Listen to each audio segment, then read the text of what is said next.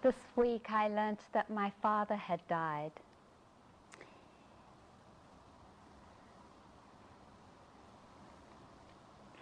And so I want to change the topic of my Dharma talk to talk a little about my process and my journey around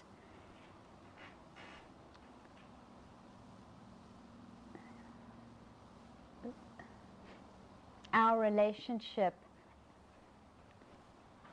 and loss and death and the Dharma.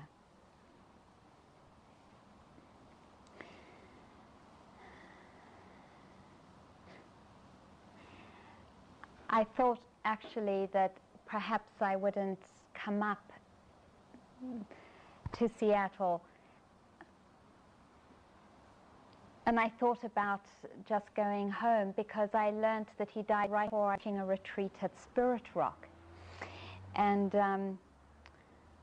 I thought of not doing that one as well. But both times in really considering it, it felt right to come up here, to be here with you all tonight, and then to do the retreat that we're doing afterwards at Lake Crescent. And it wasn't actually an easy decision. But it was a decision that I came to, and as I look at it, it was because I feel coming together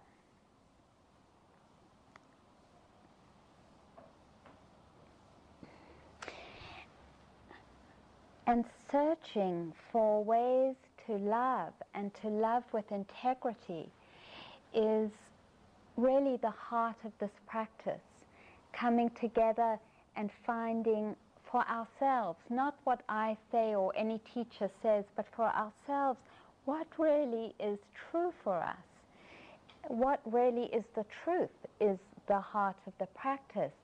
And I think it was my father's inability to find those ways that created so much suffering for him and for me in my relationship with him and in our family. And so it feels in a way to be doing what we're doing is a tremendous gift, and a gift that I can give him, because it takes the best of him and carries it on. And the best of him, I think, like the best of all of us, is that we truly do want to love. You know, each one of us here, I know, truly wants to love in an open-hearted way, in a way that is free of judgment, in a way that is free of defensiveness, in a way that is free of control and manipulation.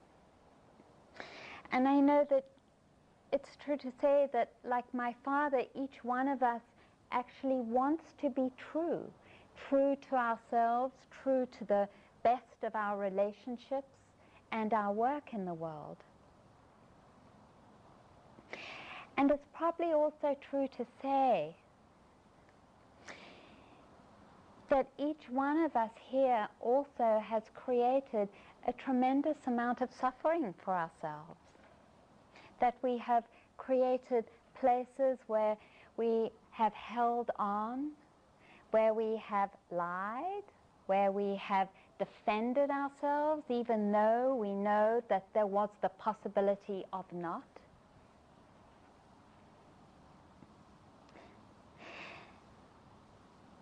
And we know the pain of that. Each one of us knows the pain of that.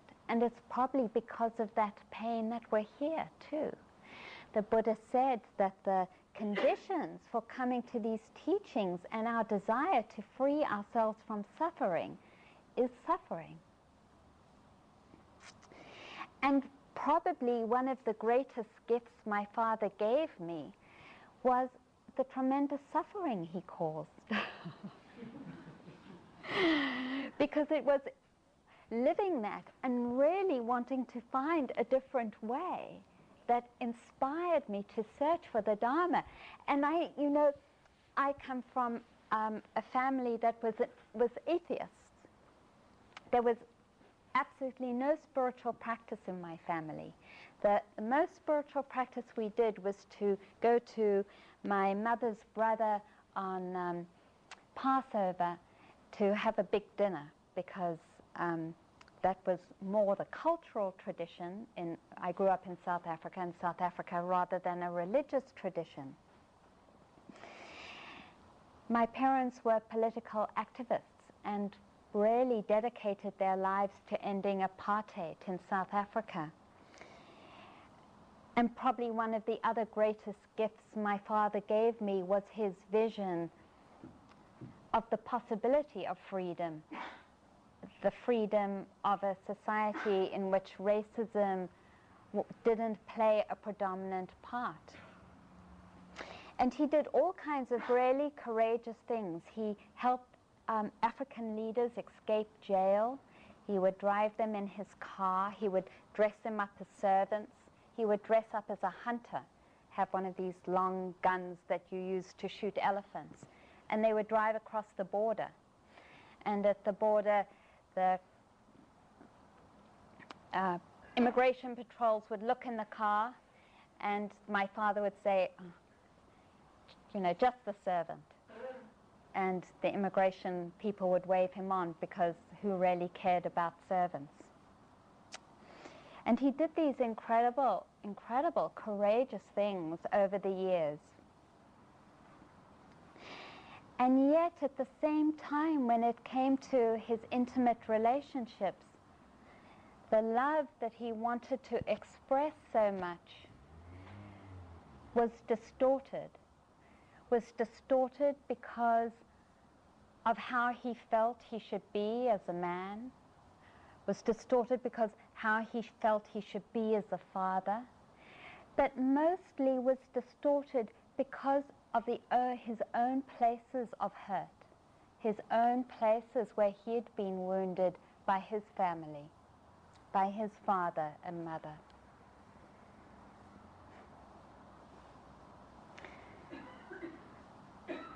So in this process of grieving for my father, it hasn't just been for his loss, the loss of the parts that have been beautiful and that he's given me and that I really feel I've inherited as his daughter and that I am his daughter. But most of the grieving I find has been for what didn't happen, for the times when there wasn't an undistorted love, for the times when we weren't really able to connect honestly and truly because of the defenses that were there. And so I wanted to talk about that part of ourselves, because the reality of our lives is that we've all been hurt. That's the reality of our lives, that we've all been hurt. Sometimes very, very deeply, and sometimes over and over again.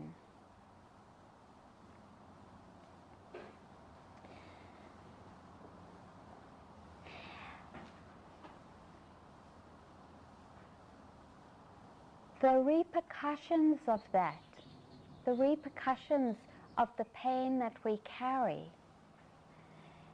is that if we don't know how to hold it in our lives, that we defend ourselves and we shut down our hearts, not only to ourselves, but to others, so that our love becomes distorted. And that often what we find is abuse in our relationships, a little or sometimes a lot.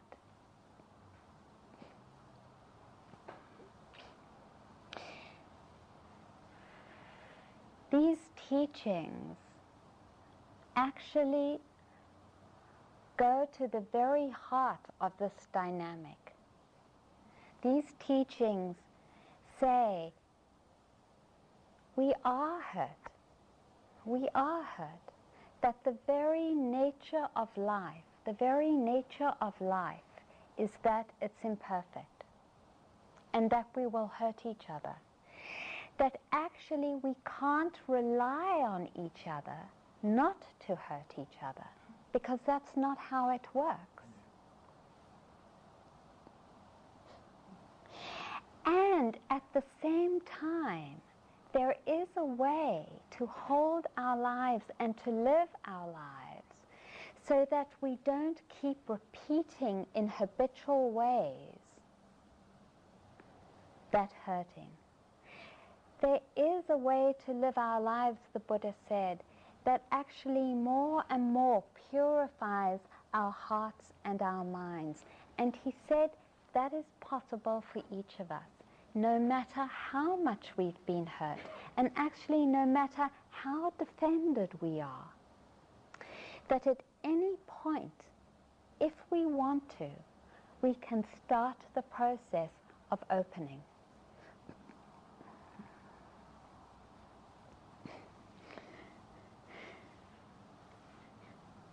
I heard that my dad died and I wasn't at home. And I was staying with my sister. And I watched all these different things come up. First, of really wanting to control my environment. It's like, oh my God, I was staying with my sister in her living room and that she really didn't have any space. She shares bringing up a child, and the co-parent was sick, so she had her daughter Keto, who is this very rambunctious 3-year-old.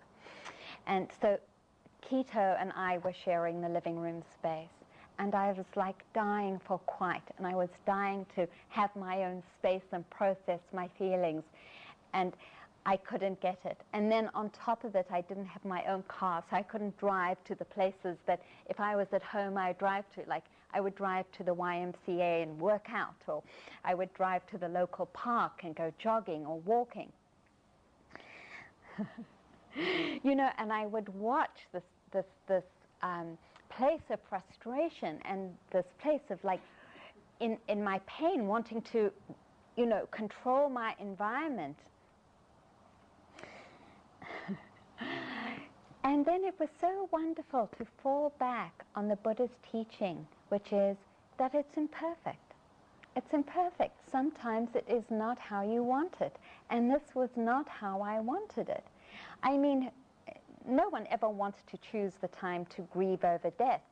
But, you know, if we could choose it, it would be so nice to have it in a place that would be the best place to grieve, you know. And it wasn't happening for me. And then on top of it, it was freezing cold in California, and I always looked forward to it being warm, and it was freezing cold and rainy, and I didn't have enough clothes. And it was so great to understand this is how it is sometimes. It's not because I'm not in control. It's just that sometimes it's imperfect, you know? And it is such a beautiful practice to hold the imperfection that happens, both in our lives, around us, in our external lives, and also inside of our lives.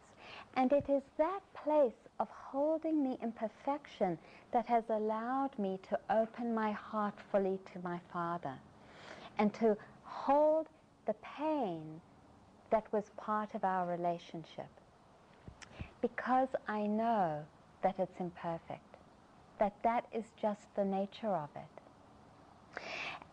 And because it's a law or the attribute of life, it means it's not personal. I don't have to take what he did to me as a personal statement about myself, but rather as an expression of the imperfection of our lives, and what happens when we're not living in wisdom, what happens when we're not living in that place of unity, of open-heartedness.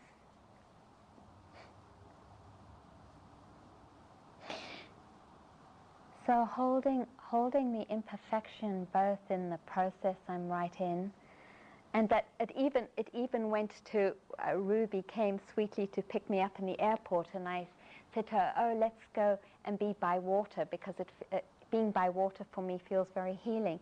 And then we got into this terrible traffic, and we were in a car for the hour, and it was hot, and there were all these fumes, and my throat was sore, and I was getting sick, and it was just the same thing. It was imperfection, you know.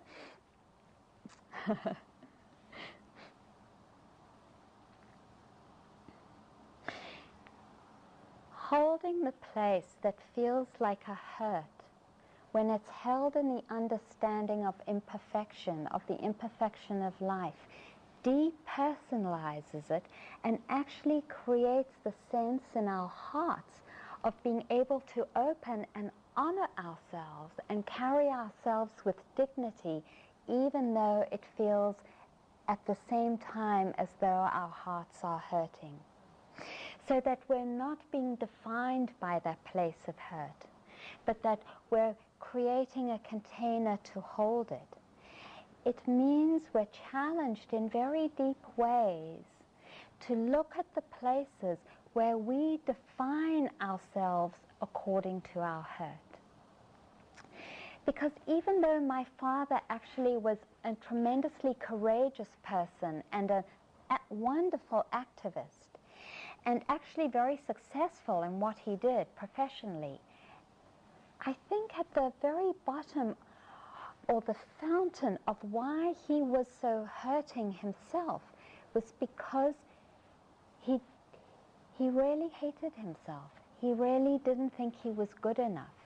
And he didn't think he was good enough because of the pain he was carrying, because of that place inside of himself that felt a failure because he was hurting so much, because there was no way he could hold himself in pain with his imperfections and at the same time honor himself and respect himself. And it feels to me that really that's our challenge, that our challenge is finding ways to live with what is so difficult and at the same time to come to ways of honoring ourselves and respecting ourselves. Because the Buddha said, and he said it in the first refuge, that we are always deserving. No matter what we've done, we are always deserving of our love. No matter what we have done, we are always deserving of our love. We are always deserving of that sense of carrying ourselves as honorable, as beautiful.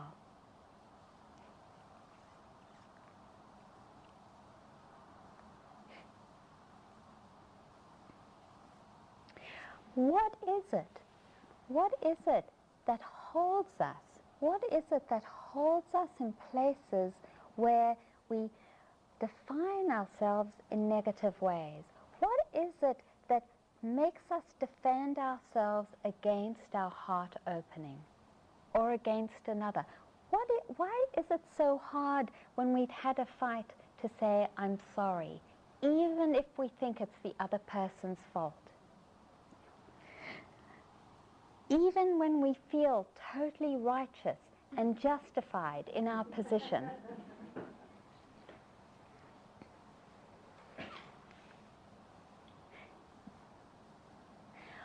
What is it that we're defending?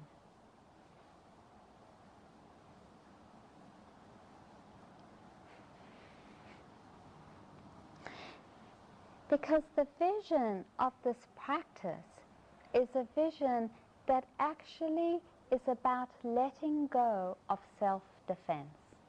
Not in the current term of defending ourselves against attackers, but in that place of armoring our hearts, of defending ourselves, of thinking we have to be right and defending that rightness. What is it? Because this practice invites us to a vision of happiness that does not include that kind of self-defense. And the vision of happiness is a vision that each one of us can manifest as long as we're human beings, as long as we're healthy enough to practice. We have that possibility to practice and live in an open-hearted way, which actually brings about the qualities that free us from all suffering, that bring about the conditions for a happiness that doesn't stop. This practice invites us over and over again to reflect that it actually is possible to train ourselves to live our lives in a way that over and over again is dedicated to an open-heartedness, to a renunciation, to a letting go that actually doesn't include self-defense. The place of defending ourselves, of situating ourselves in a way in which we say, I'm right, and I'm shutting down my heart to you, or I'm rejecting you because I am right. What is that dynamic? Because that's the dynamic it feels like. That place where we feel like we have to defend ourselves is a dynamic that really plays itself out over and over again, especially in our intimate relationships. Isn't that true? What is it? Is it the truth? What's it founded on? What's the idea? What's the belief that each one of us carries that feeds that dynamic in our lives, so that we are prepared to hurt ourselves and others? What is it? It seems worth exploring, doesn't it?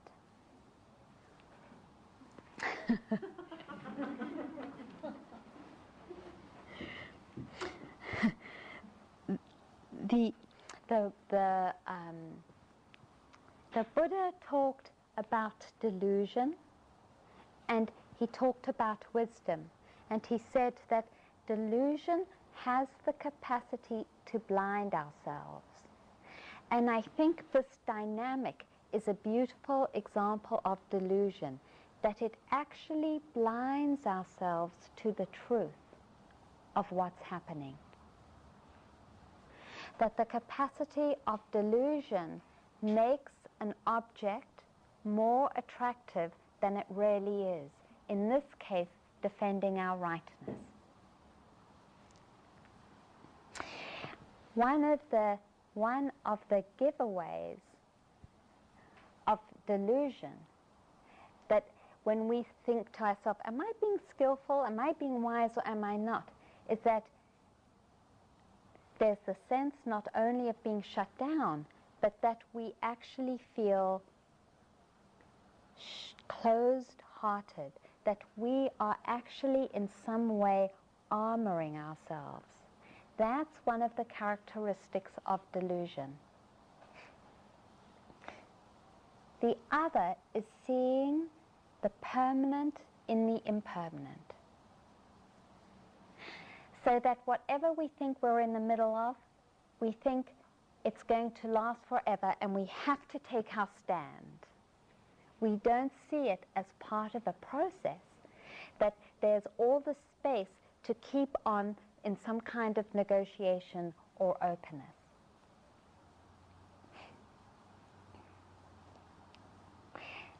The other, one of the characteristics of delusion, is thinking that there is something worth defending.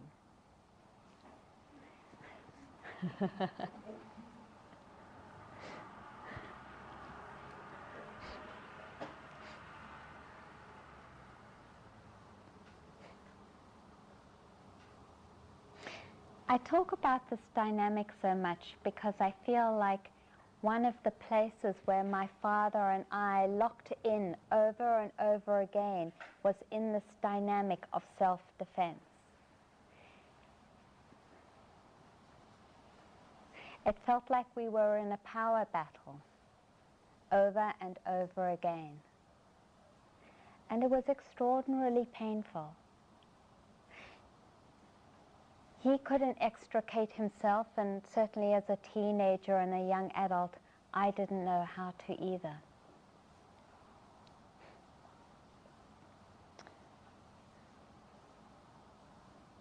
We fought, we screamed, he was violent.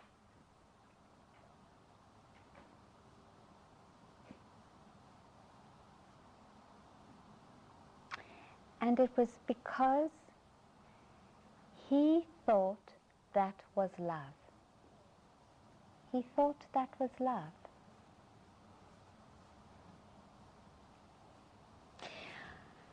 One of the beautiful qualities of this practice is that it asks us to investigate, just to be present and to investigate what's happening to us over and over again.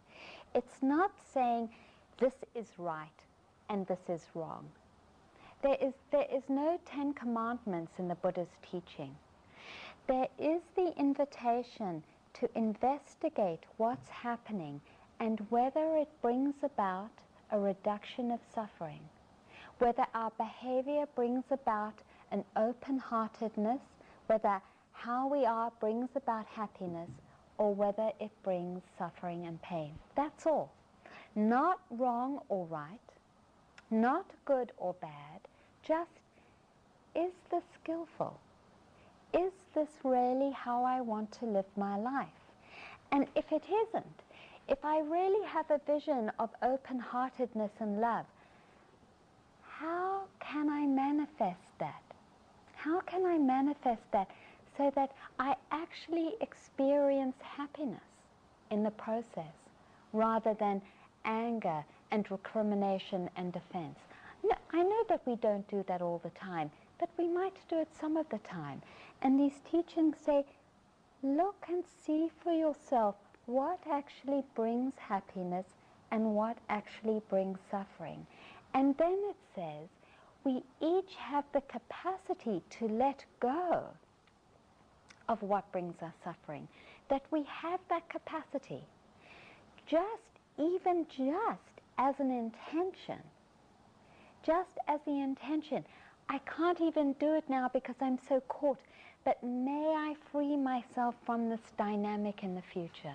We have that capacity, and that's the beauty. That is the beauty of being a human being, is that we have the capacity to pay attention and to see what we're doing, and we have the capacity, once we see it, to align ourselves with what is healing, with what is loving, and with what is non-harming.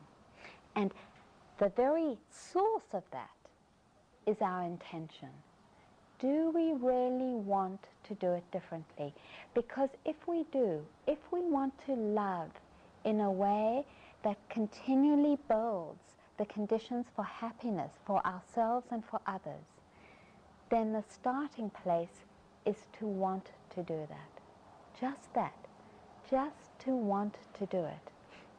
It is the source of our future, that intention to bring about healing. And then the second part of it is to begin to actively refrain from doing what is harmful. To actually make a commitment, by wanting to refrain from doing what is harmful. Not easy.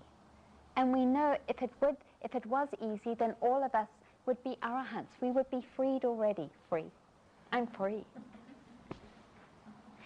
But possible. Refraining from doing what is harmful. And we each know it. We know those places where we contract and defend. We know it. The healing comes from wanting it to be different, and then from calling in the energy and effort to start to refrain from doing it. In the beginning, that might look like it takes, if we have a fight with someone, usually it takes 3 days and we don't talk to them or we don't like them. And it might be that it goes down to 2 days. 2 days. I used to be pretty good at holding out for 3. I can't remember what happened, but something happened. I think I was on a self-retreat at home for 6 weeks, and someone did something. I don't know, and I don't know if you've all noticed, but when you're on a retreat, sometimes you become very sensitive. Someone did something. I can't remember what it was, and I just, maybe I had asked people not to wash clothes, do the washing machine late at night, because it was so noisy during the day. I really counted on it being quiet at nighttime, you know, and someone was doing their laundry at 12 midnight and something, I don't know, was something. And I watched my mind, you know, I just watched it go into this thing, and I was going to move out, and that was it, and you know the usual thing that we go into. You know, and I saw how seductive it was to create the story, to justify my feelings and to defend my feelings, you know. And then at some point, it just was so clear. You can hold onto this, or you can let go. You have to let go once, and we know that you have to keep letting go, because it comes up, and you have to let go, and it comes up, and you have to let go. Well, I managed to let go by the morning. I mean, really, let go, you know. When I woke up in the morning, I felt let go. I consider that a story of success. 3 days to 1 night. And that's the process. And it's not that we define ourselves according to some perfect picture of this is how open-hearted means. It means we start where we are, and we keep honoring the intention and the effort. We just honor and say, this is how long it takes me. This is where I'm at right now. But I really want to honor my intention and my effort to open my heart and to live in a way that refrains from harming, to live in a way where my love isn't distorted, but where my love actually holds another human being in love. May we each be able to love in this way. Thank you.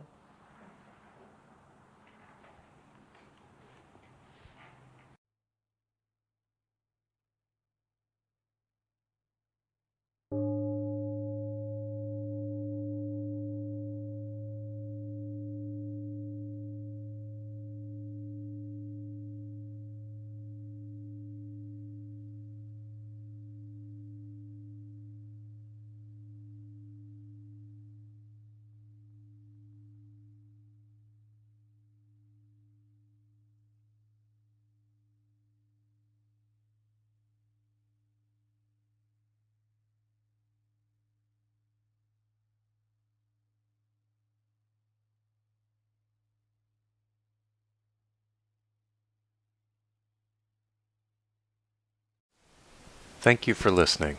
To learn how you can support the teachers and Dharma Seed, please visit dharmaseed.org/donate.